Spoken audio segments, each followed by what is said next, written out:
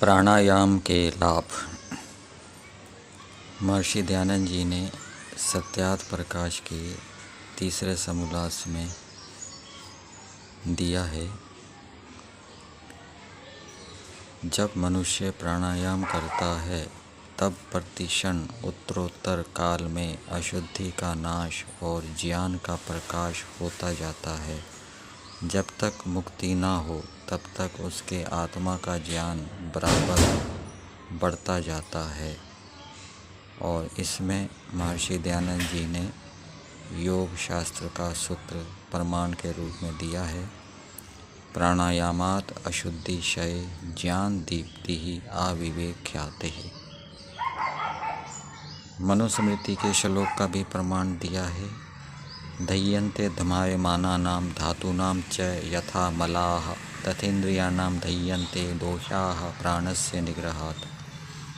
जैसे अग्नि में तपाने से सुवर्ण आदि धातुओं का मल नष्ट होकर शुद्ध होते हैं, वैसे प्राणायाम करके मन आदि इंद्रियों के दोष क्षीण होकर निर्मल हो जाते हैं।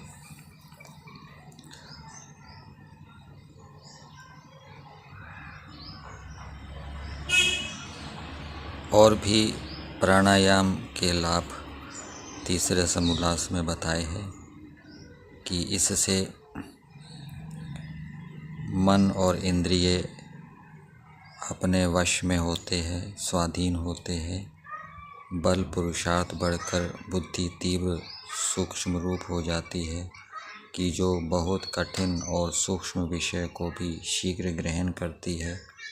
इससे मनुष्य शरीर में वीर्य वृद्धि को प्राप्त होकर स्थिर बल पराक्रम जितेंद्रियता सब शास्त्रों को थोड़े ही काल में समझकर उपस्थित कर लेगा। ऋग्वेदादि भाष्य भूमिका में भी उपासना विषय में प्राणायाम का महत्व बताया गया है। वहाँ लिखा है कि प्राणायाम करने से चित्त निर्मल होकर उपासना में स्थिर होता है। फिर योग दर्शन के दूसरे पाद का एक सूत्र दिया है, ततः क्षीयते प्रकाश आवरणम। इसका अर्थ किया है, इस प्रकार प्राणायाम पूर्वक उपासना करने से आत्मा के ज्ञान का आवरण ढांपने वाला जो अज्ञान है वह नित्य प्रति नष्ट होता जाता है और ज्ञान का प्रकाश धीरे धीरे बढ़ता जाता है।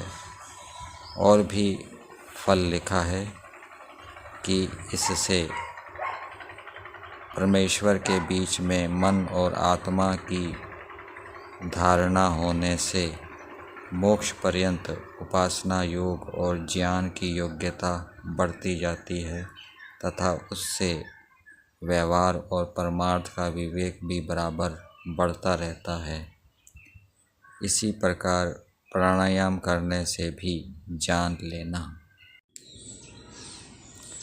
प्राणायाम का एक लाभ पूज्य स्वामी सत्यपति जी ये भी बताते हैं कि शरीर के अंदर कहीं अशुद्ध वायु रुकी हो तो प्राणायाम करने से वह निकल जाती है, ऊपर से अथवा नीचे से अपान वायु के रूप में।